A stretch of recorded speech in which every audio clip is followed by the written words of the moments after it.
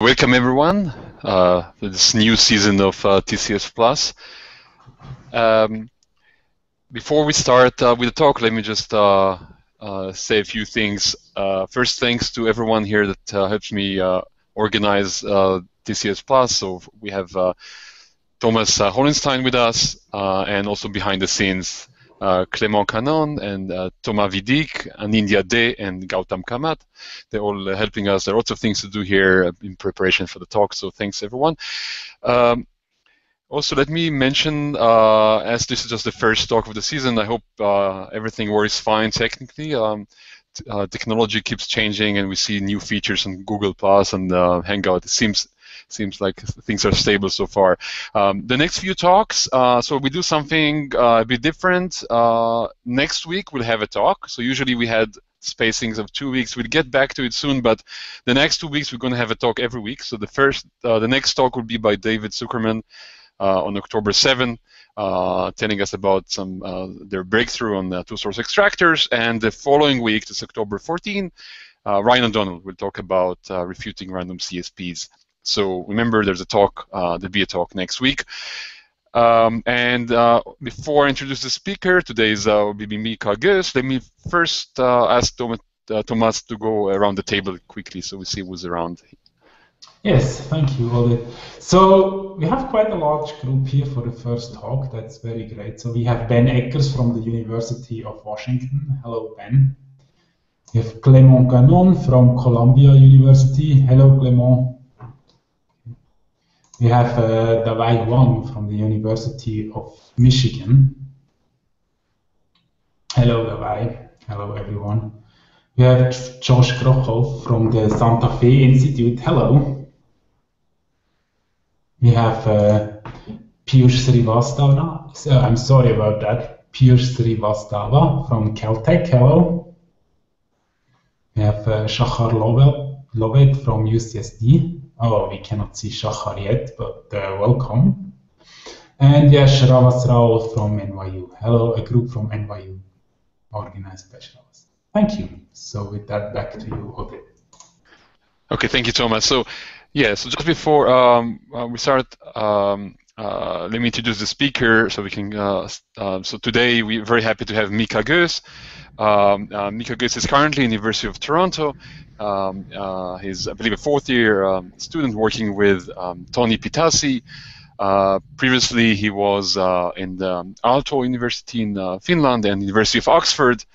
And now he'll be telling us about some of the recent fantastic work on communication complexity, namely communication complexity versus partition number. And as usual, please encourage everyone to interrupt with questions. Let's try to make it as interactive as possible. So, Mika, please. Thank you. Okay. Hello, can you hear me? Yes, I can hear you. Okay. So I'm going to entertain you with two papers that are to appear at Fox this year. One of them is joint with Toni Pitasi and Thomas Watson, both from Toronto. I'm going to be talking about the very basics of two-party communication complexity. In fact, I won't leave the first chapter of the basic textbook for the subject. I hope you've seen the setting of two-party communication complexity before. We have Alice and Bob. They've been given some input x and y. Let's say they're n-bit binary strings. And they're supposed to compute some joint function of their inputs. Let's say it's a Boolean function, a decision problem. And they can communicate over a shared communication channel. And the only thing we care about is just how many bits need to be communicated. So there's always the trivial protocol where Alice would just send her whole input across. That's n a bit of communication, rather a lot. And we're interested in seeing maybe more efficient protocols for specific functions. So I think I'm just going to spare you this marketing pitch of why communication complexity is so useful in theoretical computer science. So for the purposes of this talk, we just think of communication protocols as inherently interesting.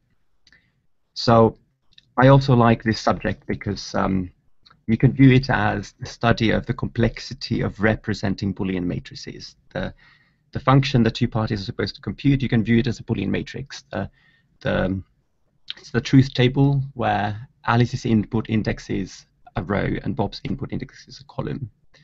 So you can then visualize the execution of a deterministic protocol as in this Boolean matrix as follows. Maybe Alice starts by sending a bit. That's a function of her input. So we view that as partitioning the communication matrix into two parts along the rows.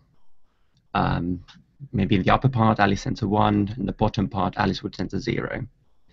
And so then maybe Bob speaks. His message is a function of his input and the messages so far. This we visualize as further partitioning the communication matrix now along columns.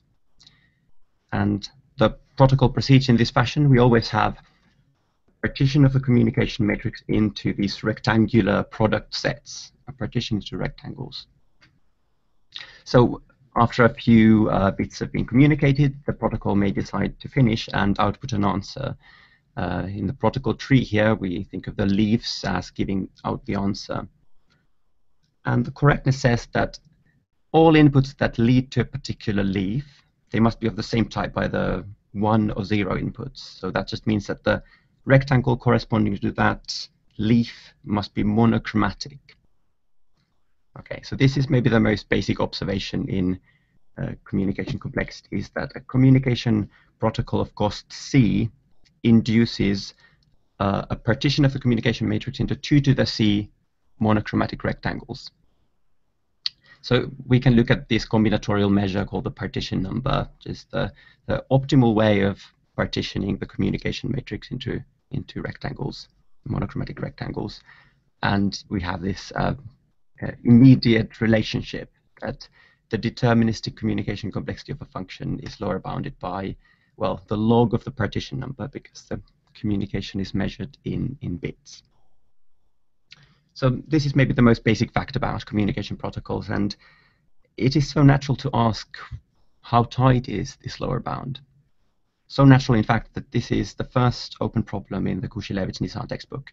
Is it true that deterministic complexity is essentially characterized by the log of the partition number, maybe up to constant factors? Well, our first result in this paper is no. We show a function which has larger deterministic communication complexity than the log of the partition number, superlogarithmic, in fact. So this means somehow that deterministic complexity is really hard to capture. It's a tricky concept. There's no simple combinatorial characterization for it, or at least the partition number won't cut it. So I should mention that previously it was known that deterministic complexity is at least polynomially related to the log of the partition number. There was this quadratic upper bound. And our lower bound, our example for function whose deterministic complexity is large, doesn't quite catch up to the upper bound yet. So there's a small gap there which is open. But our result is the first superlogarithmic bound. The previous one was just some factor 2 separation by Kushilevich, Linial, and Ostrovsky. Right. So this is our first theorem. Our second theorem is in terms of so-called one-sided partition number. So this partition number, you can write it as the sum of two numbers. Firstly, how many rectangles do you need to just partition the one entries? This is one-sided partition number, plus the number of rectangles you need to partition the 0 entries. So in terms of this measure, we can give a better lower bound quantitatively, a quadratic lower bound. And this is now tight. It's known that deterministic complexity is at most quadratic in the logarithm of the one-sided partition number. So even if we just have a bound on the one-sided partition number, the deterministic complexity is small. This was proved by Yannakakis in a work that also introduced this related problem called Clique first independent set, and I'm going to talk about this later. But let me just go through the results first. So an immediate corollary of this is actually that if you look at the rank of the communication matrix, then it's easily upper bounded by this one-sided partition number. It's just because if you partition the one entries into rectangles, you can think of each of the rectangles as an all-one submatrix, a rank 1 matrix. So you've expressed the communication matrix as the sum of one rank 1 matrices. So that explains this inequality. And so an immediate corollary is that we obtain an example of a function where the deterministic complexity is at least quadratic in the log of the rank. And can you remind, there's some relationship, right, between the chi1 here and like non-deterministic communication complexity? Oh, it's the next slide. So yeah, I'll come back to that. The corollary here is interesting because of, well, maybe the most famous open problem in communication complexity is called the log rank conjecture, that asks whether deterministic complexity is essentially up to polynomial factors related to the log of the rank. And this is still open. The best upper bound that holds for all functions is something like root of the rank by Shahar-Lovett. For us, the interesting thing was the only previous lower bound known had an exponent 1.63, and okay, our corollary now slightly improves it to exponent 2. And then in theorem, we also get lower bounds again in terms of this one-sided partition number, but now against a communication model that's more powerful than deterministic protocols, namely non-deterministic protocols. So okay, I'm now going to define what non-deterministic protocols are, and in fact, yes, these partition numbers, you can view them as a type of non-deterministic communication. So I'm going to go back to these results in a little bit, but let me define these non-deterministic protocols first. Now, actually, I have to admit, I lied. This is already chapter 2 of Kushilevitz-Nissan, but it's still rather easy. So, in short, a non-deterministic protocol is one that is allowed to make guesses, and it turns out that there is this normal form for such protocols. So in such a protocol, the players simply jointly guess a proof string, let's say of C bits. C will be the communication complexity. And upon seeing this non-deterministic generated proof string, the two players would just separately of one another decide whether they want to accept or reject the proof. So they would look at their own input and the proof string. And we say that a particular input is accepted under a given proof if both players accept it. So then the non-deterministic complexity of a function is just the least length of a proof string for which there is such a protocol, non-deterministically accepting precisely the one inputs. Okay, so this is an algorithmic definition, but actually nothing is happening more than we're just covering the one entries with rectangles. So a combinatorial equivalent definition is just that the non-deterministic complexity is the log of the covering number. How many rectangles you need to cover just the one entries with rectangles. And the reason is that the proof strings here are essentially in one-to-one correspondence with these proof rectangles. So if you fix a proof and think of the set of inputs that Alice and Bob jointly accept, that's a rectangle. So that's the correspondence. And so here I also highlight an important property that a non-deterministic protocol might or might not have, and that's unambiguity. That means that on any input, there's at most one accepting computation, one accepting proof. Okay, so let me show you some pictures. So firstly, this is just non-deterministic protocols, usually the cover number. So we try to cover the one entries with the rectangles, and we're allowed the rectangles to overlap. For example, here's an input, it's covered twice.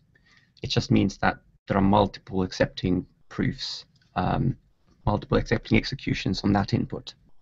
However, if our protocols are unambiguous, and the classical complexity class here is called UP, then the rectangles are not allowed to overlap. Okay, so this is the one-sided partition number I was talking about before. Unambiguous non-determinism is just characterized by the log of the one-sided partition number. And we also introduced this two-sided version of it, where we have an unambiguous protocol both for the function and its complement. So that's just characterized by the log of the partition number. So these combinatorial measures, you can view them algorithmically as well. Okay, so next, let me give you this Yannakakis' upper bound of why is it that unambiguous non-determinism implies determinism with at most a quadratic loss. So for any function, you can simulate unambiguous protocols. And so let's start with an observation here. I've covered the one entries optimally with rectangles. And to fix any rectangle, let's look at this blue one here. What's the relationship of this blue one to all the others? The other rectangles can be divided into two classes. Those that intersect my blue one in rows, so share rows. These are the yellow ones. And the purple ones are those that intersect my blue one in columns. So the other rectangles can be divided into two sets. And in fact, the sets are disjoint. You can't have another rectangle that both shares a column and a row, because it would mean that it overlapped the blue rectangle, which is not allowed. So the other rectangles split into two sets. And of course, one of the sets is at most the size of the other. So one of them is sort of smaller. And depending on which of the sets is smaller, we deem our blue rectangle either good for Alice or good for Bob. In this example, this is good for Bob, which means by definition that at most half of the other rectangles intersect it in columns. Okay, so this is a pre-processing step we do for the simulation. We just go through all the rectangles and we label them either good for Alice or good for Bob. And then this is how the deterministic simulation goes. Given an input, a row and a column, and the first thing the players do is they try to find a good for them rectangle in their respective input row or column. So Alice would look at her row, and she wouldn't find a good for her rectangle. There's a good for Bob rectangle, but that's not good. But Bob, he would find a rectangle good for him. So Bob would announce the name of the rectangle to Alice, and the name of the rectangle across. And the two players would then restrict the problem further to the columns determined by the rectangle, like this. And what it meant by definition for this rectangle to be good for Bob is that after restricting, I've chucked away half of the rectangles. So in other words, in this restricted picture, the unambiguous complexity is just, if it was started out as k, it's now k minus 1. So by announcing the name of a good rectangle, I shrunk the unambiguous complexity. So it takes k bits to name my rectangle. And if I just continued this iteratively, in k rounds, I would reduce to some trivial base case, which is easy to solve. And altogether, I had communicated k bits in each of the k rounds. So that's k squared communication. So do we follow this simulation? The question is this optimal? And if you remember, our theorem 2 exactly said that this is the case. That for some functions, there's no shortcuts. This simulation is optimal. So here are, again, our results. And I've now rephrased in terms of these like protocol definitions. And so I think it's maybe the most natural to view our results as looking at some different models of computation, and there are some trivial relationships, like every deterministic protocol is, by definition, a two-sided unambiguous protocol. But our theorems say that if you want to go the other way, then you need to incur some loss in simulating these more powerful models in a weaker model. Okay, so next I want to talk about this Clique fuzzy independent set problem and how it's related to unambiguous computation. This problem was introduced by Yannakakis. And this problem, it's interesting because it's kind of, roughly speaking, complete for unambiguous communication. The problem is really simple. It's defined relative to a graph. You fix an underlying graph, and you give Alice as input a set of nodes that spans a clique in the graph, and Bob gets an independent set. And the question is just, do these two sets intersect or not? Now there is this underlying graph structure that forces the intersection to be of size at most 1. I mean, a clique and an independent set can only intersect in at most 1 node. So I could just equivalently say that what they're supposed to do is to compute the size of the intersection, which is just a 0 or a 1. So a decision problem still. But it's somewhat interesting, somewhat important that we remember which are the yes and which are the no inputs, because we're dealing with one-sided complexity measures. So just remember, 1 inputs are intersecting ones. So for 1 inputs, there are actually efficient non-deterministic protocols. The canonical protocol here is that you guess the name of the node in the intersection. So that's just log the size of the graph, or the number of nodes, many bits to write down the name of a node. And upon seeing such a proposed proof, the 2 players can easily check whether their sets contain the node. And this protocol is unambiguous because there is a unique witness. So we kind of have this canonical fact about this problem is that it admits efficient, unambiguous protocols. So that's maybe the first part of showing that it is complete for unambiguous communication, if you want. And the other part of showing it's complete is to show that any function an efficient, unambiguous protocol reduces efficiently to this CIS type problem. So I want to give this argument. This is again due to Yannakakis. So here you would just start with any old function f, and let's fix an optimal partition of its 1 entries into rectangles again. And I want to reduce this to a CIS problem on some graph. And I'm going to construct a graph. The graph is simply defined such that the nodes of the graph are the rectangles.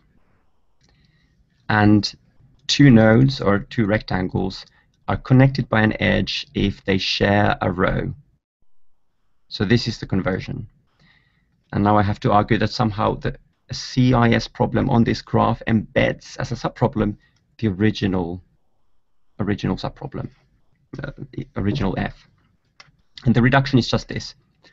Alice is being given an input to f, that's a row.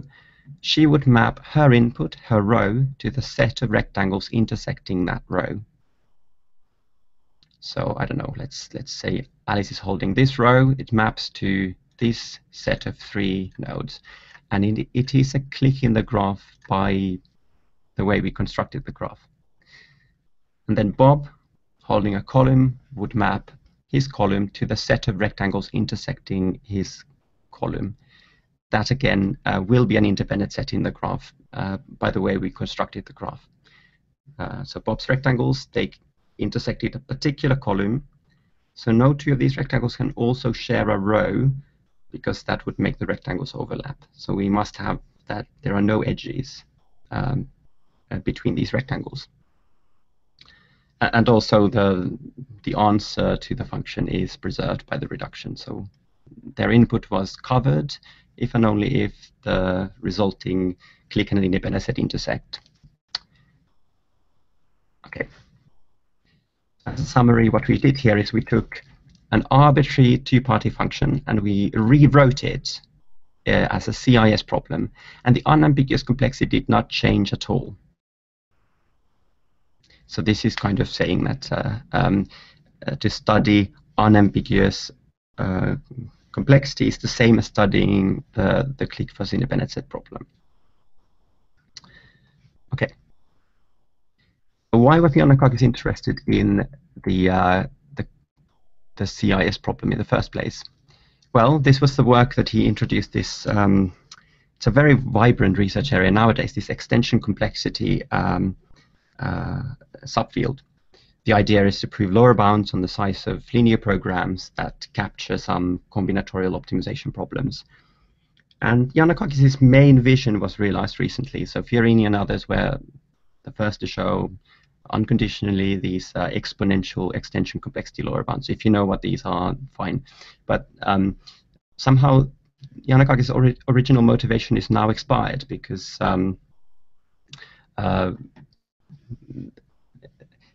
so he introduced the CIS problem as a one avenue to proving extension complexity lower bounds. But we already have them using different approaches. So that's kind of expired. But Yannakakis' original question still remained of whether you could prove lower bounds for this CIS problem. In particular, he was interested in proving lower bounds for its co-nondeterministic complexity. So this is somehow related to proving lower bounds for non-negative rank, which, if people know, is related to extension complexity. So co-nondeterminism here means you want to certify that Alice's clique and Bob's independent set are disjoint. And the best upper bounds for this problem we have are just coming from the simulation I just gave you. There's a deterministic upper bound of log squared, and nothing better was known for co-nondeterminism. So Yannakakis wondered, is it true that all graphs admit, let's say, order log n co-nondeterministic protocols, or do we need superlogarithmic complexity? This is actually interestingly connected to a question in pure graph theory, so I find this rather surprising.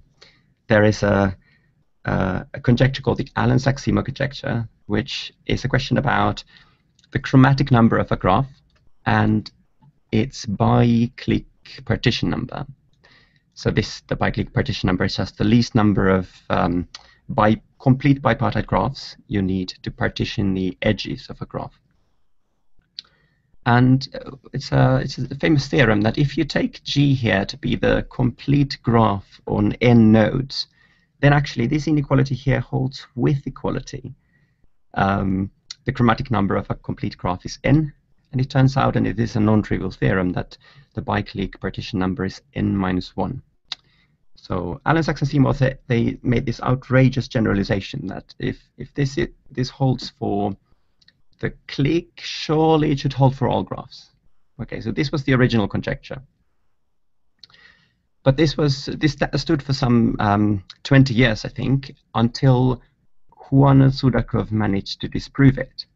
They gave an example of a graph where the chromatic number was polynomially larger than the bi-clique partition number. And this has been recently improved a little bit. The exponent for the separation, the best one was 2 before our work. So even with these counterexamples, it still leaves open the question of whether the chromatic number might be reasonably bounded in the bi-clique partition number. Is it polynomially bounded? We call this this relaxed conjecture, the polynomial version of the Alon Saks Seymour conjecture. And now, quite intriguingly, it turns out that it's this version of the problem that is exactly equivalent to Yannakakis' question. This equivalence was shown by Alon and Haviv. They showed one direction, and rather recently, Bousquet and others showed the other direction. Completely equivalent. So I find this really nice. I mean, you don't really see also these sorts of connections in communication complexity too often. Okay, now the punchline is that these both are false. We can now show this because it was the content of our theorem 3. We exhibit a function whose co-nondeterministic complexity is superlinear in its unambiguous complexity. And remember what I just told you, every two-party function can be rephrased as a CIS problem on some graph. So this quantity, the unambiguous complexity, if you rewrite it as a CIS problem, that just becomes log n for some n. So we get a super logarithmic lower bound, and by prior work, this also yields super polynomial lower bounds for the Alon Saks Seymour conjecture. Okay, so now I think I've said something about all of the 3 theorems, and now I want to say something about how we prove them. So do you have any questions at this point before I go into the proofs? Yeah, a small question about the previous slide. So you say a super polynomial lower bound for the Alon Saks, for the graph theory problem, Alon Saks Seymour. Is it like the reduction between the two? Does it say exactly what is that super polynomial? Is it exponential or? Right. So I think the reduction is certainly not simple, but essentially, the way I think about it, you just exponentiate these quantities. So the lower bound you should get is something like that the chromatic number, so it's an example of a graph, but the chromatic number is 2 to the log n to the power this number. So n to the log n to some positive power. Okay, so that's a bit awkward. But this is certainly not known to be optimal. People conjecture that the right exponent here is 2 again, which is matches the upper bound I gave earlier. Any other questions? Okay.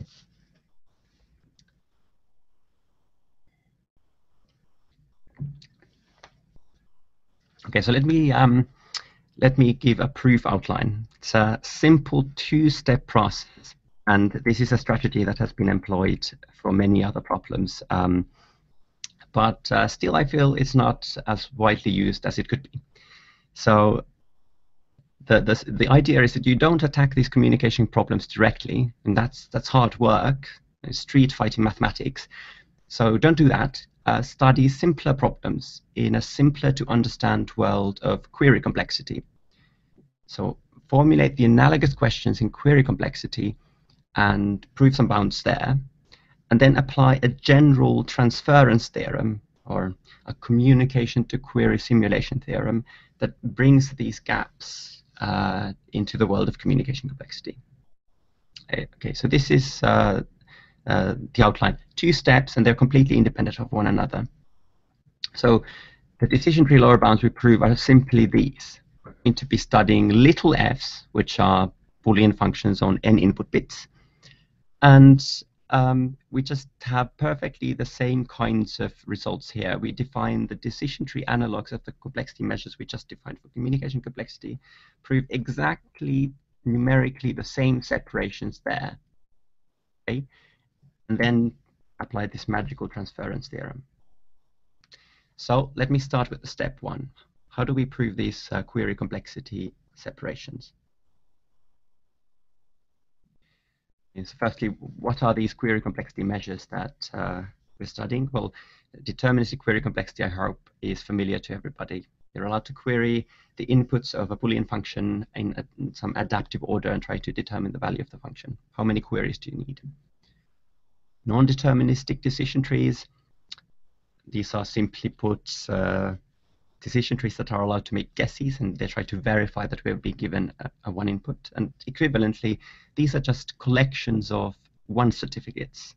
One certificate being a partial assignment to inputs that forces the function to be 1.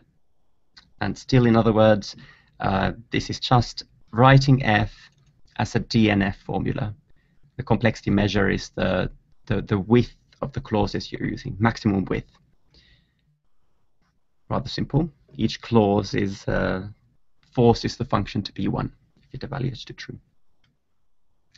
And finally, we also have unambiguous versions of these measures where a DNF or a non-deterministic decision tree is unambiguous if on any input there is at most one certificate or one clause that can be true. So these are pretty standard. I should say unambiguous decision tree complexity hasn't been studied that much, but there are some previous works. So then I want to give you our kind of main construction of a quadratic gap between deterministic decision tree complexity and unambiguous complexity. Now, okay, you should pay attention. This is an example of a function that actually was picked up very quickly by other people when we posted a preprint of our work online, and they went absolutely mental with it. So this has a lot of potential. I'm going to describe this in kind of 2 steps. First, I'm going to give you a warm-up example that isn't quite the function, but then I'm going to fix the flaws that present themselves. So the warm-up example is really simple. It's the input to my Boolean function is a k by k matrix. It's a Boolean matrix, like this one here. Don't confuse this with communication, by the way. It just happens that our input is in a matrix form here. And the Boolean function evaluates to 1 if there's a unique all 1 column. So this is a one input. There is an all one column, and it is unique. All the other columns have zeros in them. So, simple observation. The non-deterministic complexity of this function is order k. So here's one certificate for it, is a certificate that reads all ones in some column and some zeros in other columns. So there's at least one all one column, and we prevent there from being another by reading zeros. But if you think of, so this is an example of a certificate from a collection of certificates to this function, but this collection is not unambiguous. I mean, even though this all one column was a unique, unambiguous choice, there was no canonical way of reading these zeros. Maybe there are other zeros in the input and multiple ways of reading it. So I hope you see that this is not an unambiguous decision tree, and in fact for this function there exist none that are as efficient as this. But this is our first approximation. Okay. So I also want to then argue why this is hard for deterministic decision trees, and this is pretty standard. When you're proving lower bounds, you give an adversary argument. The decision tree queries some entry, and you're allowed to answer the decision tree, and you want to prolong fixing the output of the function. And the strategy here to answer the queries made by a hypothetical decision tree is we just answer 1. We keep answering 1, 1, 1, 1, 1 until we hit upon this critical spot where the decision tree is querying the last entry in some column. So it is at this point that we put in a 0 at the very last second, seeing you didn't find an all one column after all. So you can just repeat this, and at these critical spots always answer 0. And you can force the decision tree to query everything. I mean, at the very last query, there are 2 ways to fill this entry in. If I put in a 1, the function evaluates to 1. If I put in a 0, the function evaluates to 0. So okay, so this is a kind of a warm example. We have a quadratic gap, but it's no good. We want unambiguous complexity here. So this is how we then modify this function to make it more unambiguously certifiable. The actual function. But it's still a k by k matrix, but now the entries, they contain more data than just a single bit. So we have the single bit as before, but we also have some additional data, which we view as a pointer. So each of the entries, they're allowed to point to another entry. So this is giving the coordinates to another entry, and we also allow an entry to point to nothing. So maybe they contain a null pointer. So all of this just takes log k bits to encode. Each entry carries log k bits. We don't care about log factors here, so let's not bother with that. The function is then defined as follows. We have a 1 input if we have a unique all one column as before, but now we also require that the column contains the starting point for a linked list of pointers through zeros in the other columns. So it's kind of the input forces us along a certain path to uniquely pick zeros from the other columns. So what I've illustrated in this picture here is an unambiguous certificate, a typical such certificate in an unambiguous decision tree. It's just querying, again, the same number of entries. And it's non-deterministically, if you want, guessing a column, and after this non-deterministic guess, everything's deterministic in the verification stage. You just read all of the entries in the column, seeing that the 1, you look at the first entry, which has a non-null pointer, you follow it for k-1 steps, and you check that this path visited each of the other columns exactly once, and you found zeros along the way. Okay, so this function by construction has an efficient, unambiguous decision tree. Is this clear? Just to make sure, there should be only one linked list leaving that column, right?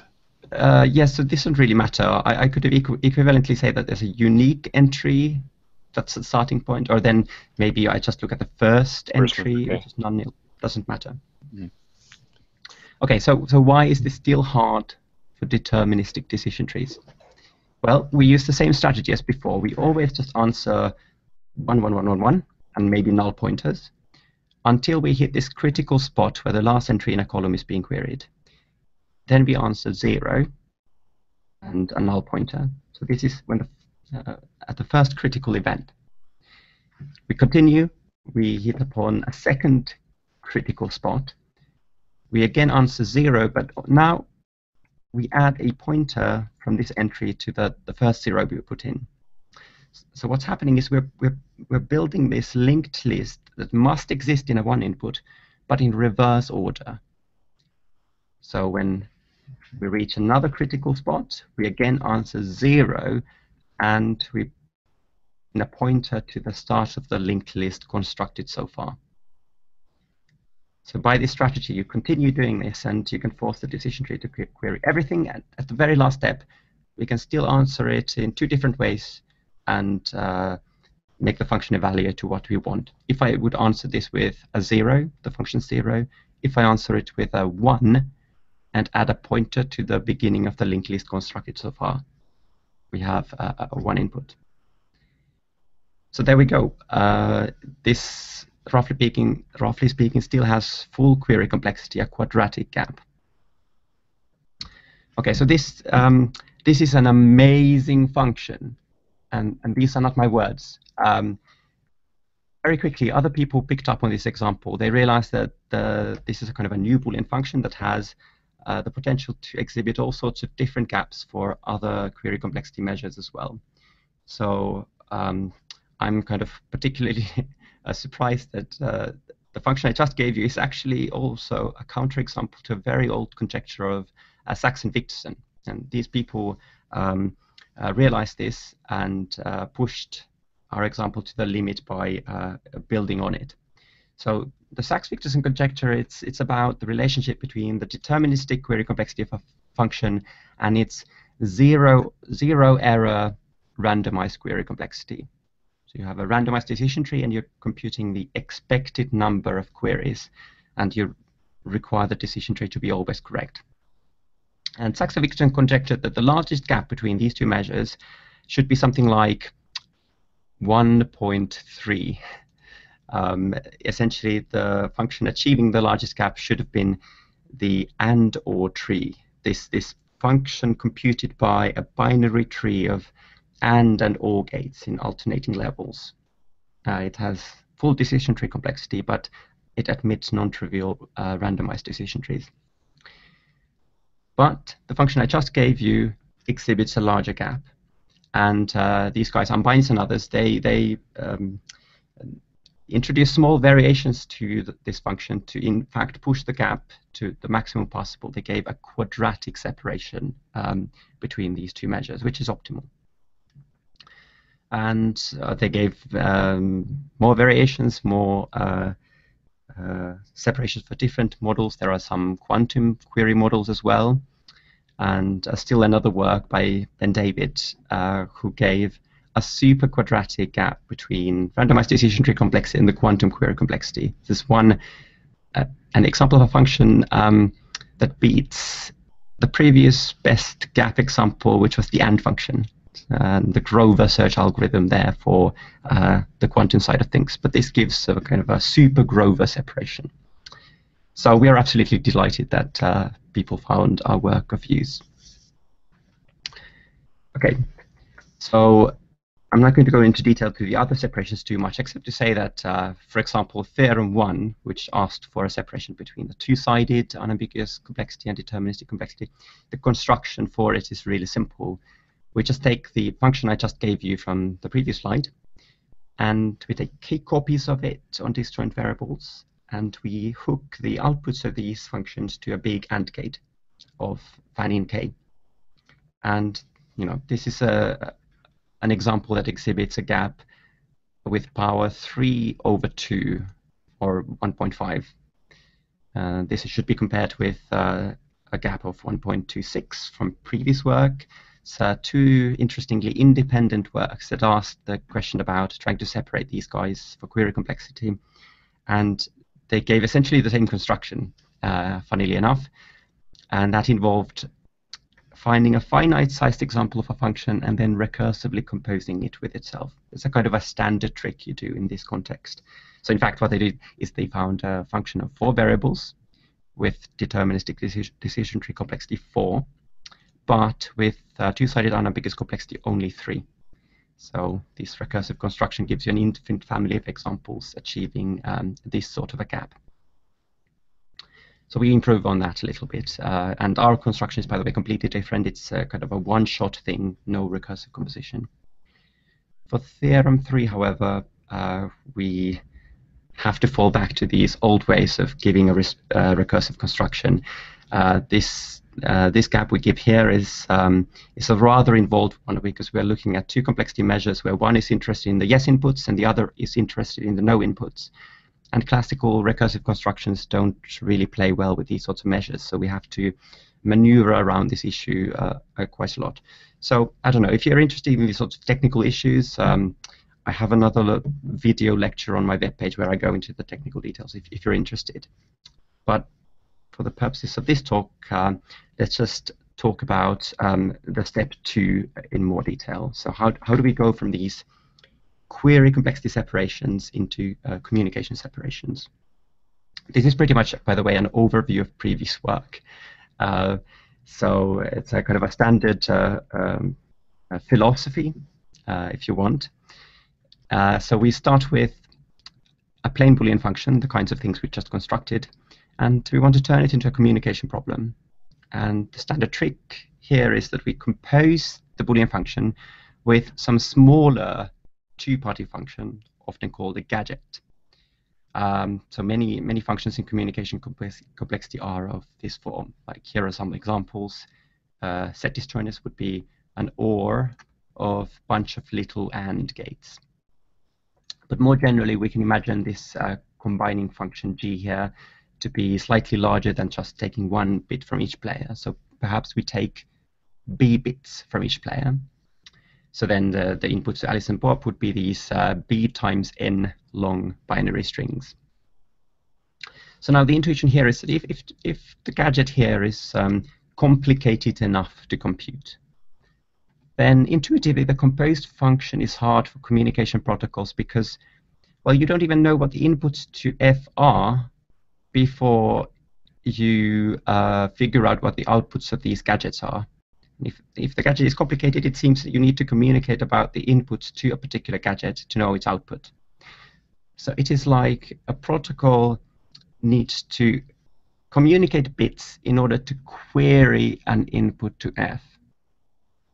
So this is the intuition. We'd like to formalize it as follows, that for a carefully chosen gadget, and no matter what the outer function F here is, roughly speaking, the query and communication complexities should be comparable.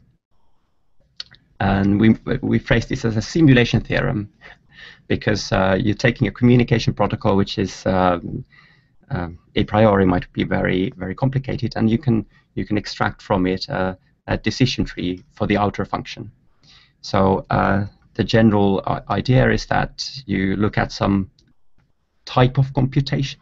So M here is just a generic name for a type of computation. You would substitute in like deterministic, non-deterministic, or randomized, whatever, to instantiate this template for a particular model.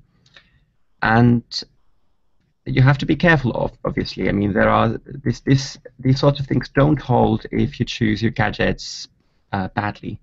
So here, for example, if you use something like, as simple as the OR gadget, you can't hope to relate the query complexity of just the OR function with OR composed with OR in communication complexity, because, well, this is just a big OR, and that's very easy for communication protocols. Just constantly many bits of communication suffice, whereas the OR function in query complexity is almost always hard. So here are some previous works that have given these sorts of simulation theorems. We're interested in especially simulation theorems for deterministic computations and non-deterministic computations. For deterministic ones, we use this work of Ross and Mackenzie. They give, so it's interesting, they kind of hid what they proved there very well.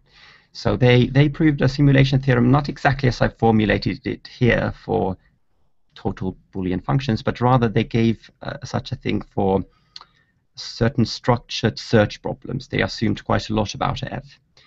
But our minor contribution here is just to look at their proof and see that actually it immediately works even for Boolean functions. So this is like a big technical theorem, but it's essentially already proved in this this old work. And for some reason, people hadn't realized this for long. The gadget that Ross and Mackenzie assume is the indexing gadget. So Bob's input here is a long, polynomially long bit string, and Alice's input is just a short log n bit pointer to Alice's bit string. So the gadget is kind of large, but its deterministic query complexity is very small. So we think of the gadget as kind of small anyways. It only introduces some log n overhead in the simulation claim. And so similarly, we also are interested in simulating non-deterministic computations. Here is a recent work which is joined with Shahalovet, Raghu Meka, David Zuckerman, and Thomas Watson from Stock this year. We give a simulation theorem for NP with this gadget that is the inner product gadget on log n bits per party.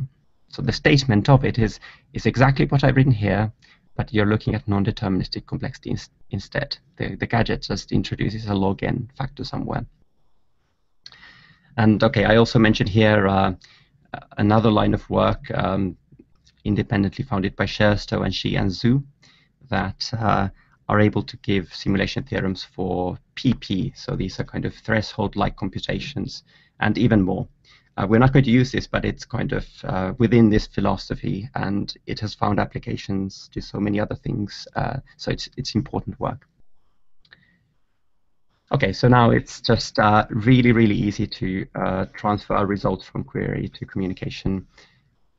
If you, in our communication results, you see we just want lower bounds for deterministic computation and non-deterministic computation. So if we use the appropriate simulation theorem, it's easy to transfer these lower bounds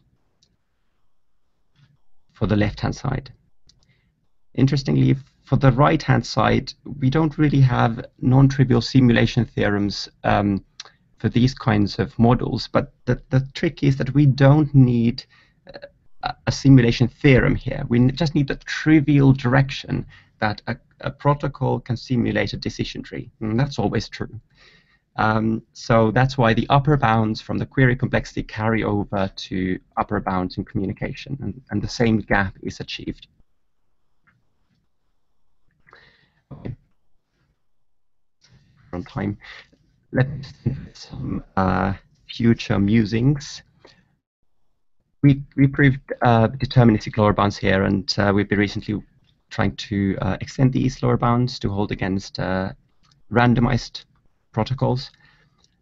And somehow this question of separating randomized complexity and partition numbers, it's already been done for query complexity. There's a recent work of Kothari and others that do it for query complexity.